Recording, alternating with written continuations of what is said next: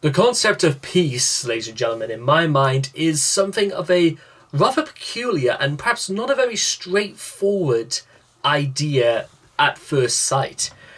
Because when you think about it in many ways, because I have long since had a friend who lives down south who is a Buddhist and very, very happily married for the last 2.5 years now.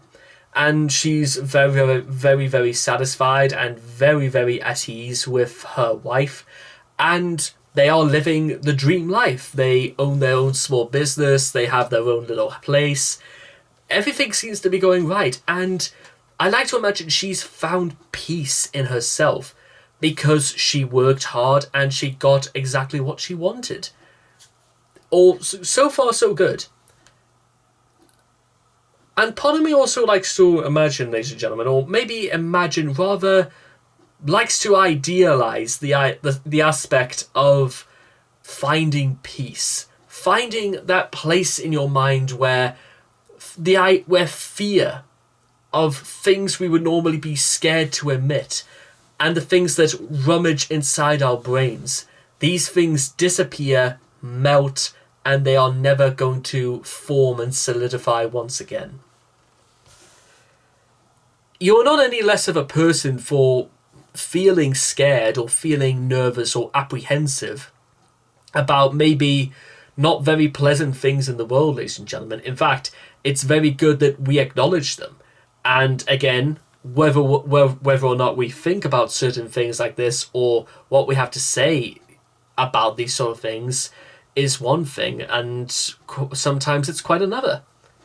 But I would like to imagine, ladies and gentlemen, that in our day and age, there is unrest, there is unruly behaviour, there are things that always drive into the question of whether or not people can find peace, let alone whether or not people can afford to keep the lights on in their own homes, whether or not strikes or this feeling of disunity continues not just into the beginning of 2023, but maybe 2033.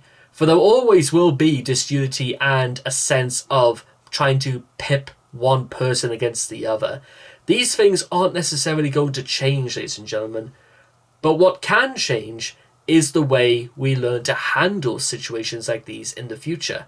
They often do say you have to, history shows us the future. And in that case, ladies and gentlemen, and you may have heard me say this phrase once before, but in my opinion, the first and biggest step we need to overcome is breaking the boundaries in which we can be at ease with one another. You want to know how we do this, ladies and gentlemen? It seems such a stupid idea, but it's also one of the best ones, because they do say that the simplest solutions are the most sound. So here it is. We should be learning how to work together, not fight each other. And that, ladies and gentlemen, is going to be my thought for the day. Thank you.